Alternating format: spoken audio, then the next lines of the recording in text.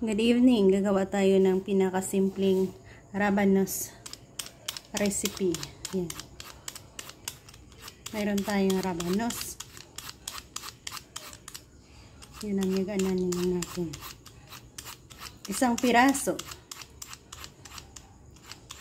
Sawagan natin yan ng masarap na kamatis na bagong harvest. Isa yan sa paborito nating recipe gamit ang radish. White radish.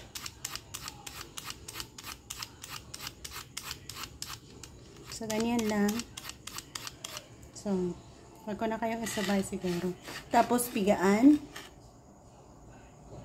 Yan, isang piraso lang naman. Lagyan ng konting asin at pigaan. Konting asin. Pigaan.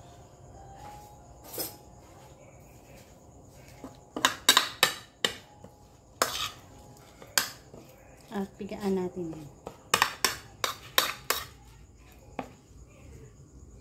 Yan, atin ang napigaan ang ating radish, rabanos. Meron tayo dito nilutong dilis, baringon. Pinirito natin, nilagyan ng konting vinegar at asukal. Konti lang naman ang ating rabanos na yan.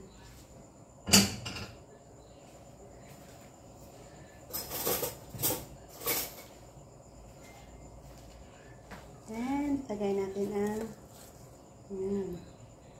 onion. Kamatis na bago nating na-harvest.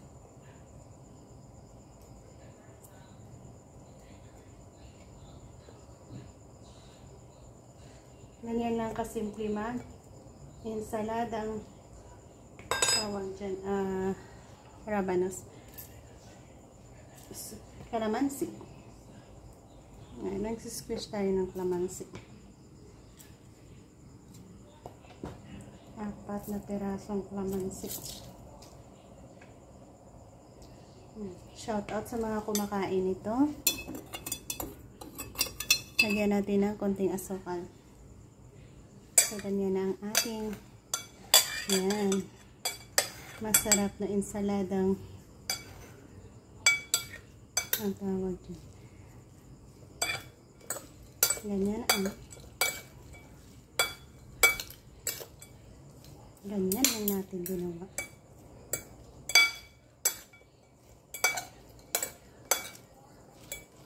So, thank you for joining me. Shout out kung isa ka sa kumakain ito.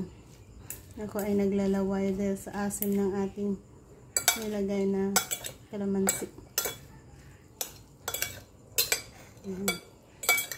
So, thank you again guys. Bye-bye. God bless. And ganito ang aking simplihang ensaladang rabanos.